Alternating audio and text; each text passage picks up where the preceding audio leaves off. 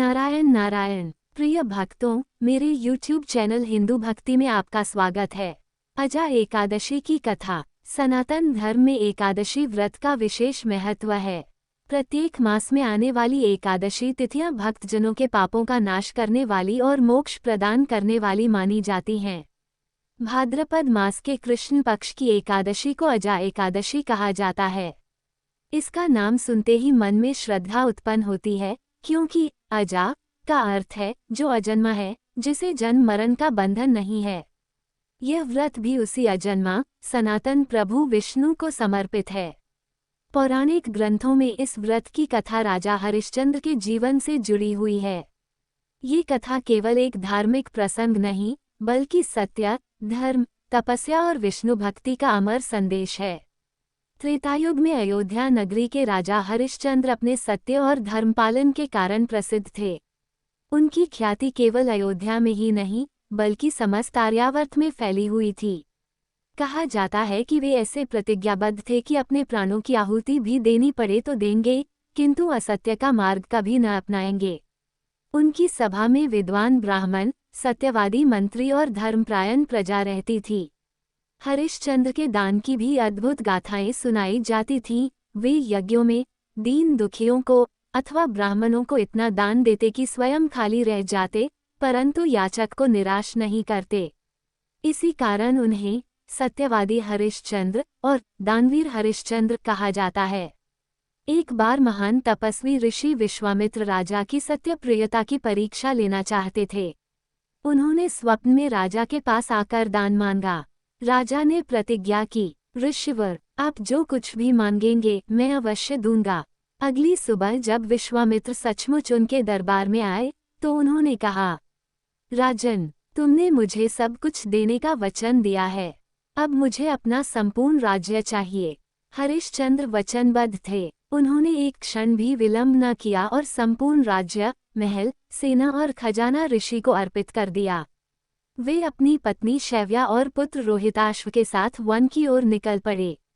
परंतु ऋषि ने फिर कहा, राजन, वचन देने पर दान पूर्ण तभी माना जाता है जब दक्षिणा भी दी जाए। बिना दक्षिणा के यज्ञ, दान और संकल्प अधूरा होते हैं। अब राजा के पास कुछ भी शेष नहीं था। पत्नी के गहने तक उन्होंने ऋषि को अर्पित कर दिए, फिर भी दक्षिणा शेष रही। विश्वामित्र बोले, राजन, जब तक दक्षिणा पूरी नहीं होती, तुम्हें इसे पूरा करना ही होगा। इसके लिए तुम किसी नगर में जाकर सेवक या दास बनकर दक्षिणा जुटाओ। इस प्रकार धर्म के लिए, सत्य के लिए हरिश्चंद्र ने स्वयं को वाराणसी नगरी के एक चांडाल को बेच दिया। वहां वे शमशान घाट पर शवदाह कराने वाले बने। उनकी पत्नी शैव्या वस्त्रहीन होकर लोगों के घरों में काम करती और पुत्र रोहिताश्व भूख से व्याकुल होकर पीड़ा सहता।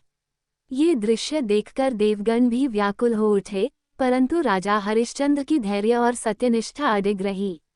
शमशान का जीवन अत्यंत कठोर था। दिन रात मृत्यु दृश्यों के बीच राजा को हर शव पर कर लेना पड़ता। कभी कभी वे अपनी पत्नी को शवयात्रा में देख लेते, जब शैव्या किसी के लिए लकड़ी या घी लेकर आती। पति पत्नी का हृदय करुणा से भर उठता, किंतु दोनों धर्म और व्रत के बंधन से बंधे थे। एक दिन उनका पुत्र रोहिताश्व भी सर्पदंश से मृत हो गया। पत्नी शैव्या अपने मृत पुत्र का शरीर लेकर शमशान पहुंची। शमशान पर राजा ड्यूटी पर खड़े थे।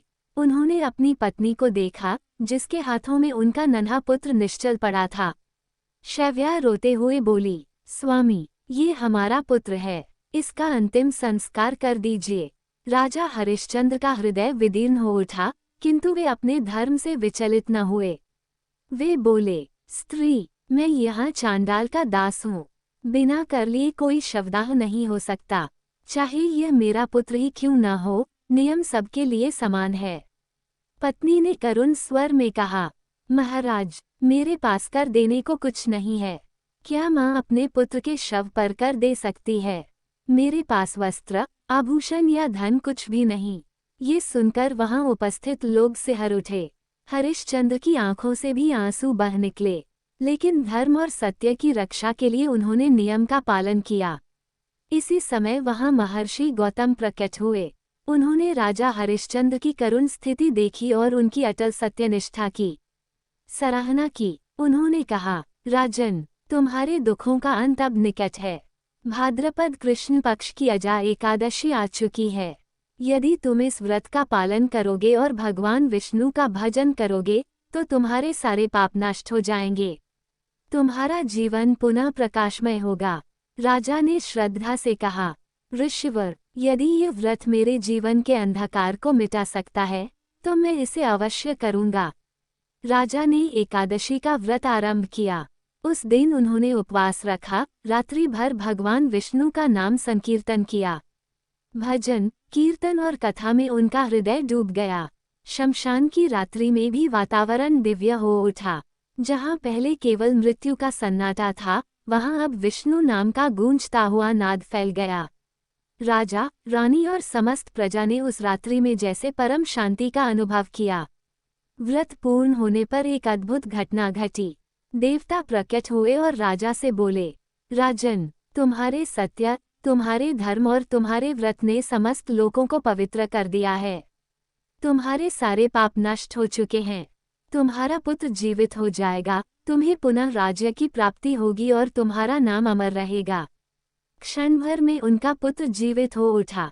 उनके बंधन कट गए। देवताओं ने उन्हें पुनः अयोध्या का राज्य लौटा दिया। राजा हरिश्चंद्र ने कृतज्ञता से भगवान विष्णु की स्तुति की और कहा, प्रभो, ये सब आपके अजा एकादशी व्रत का ही प्रभाव है।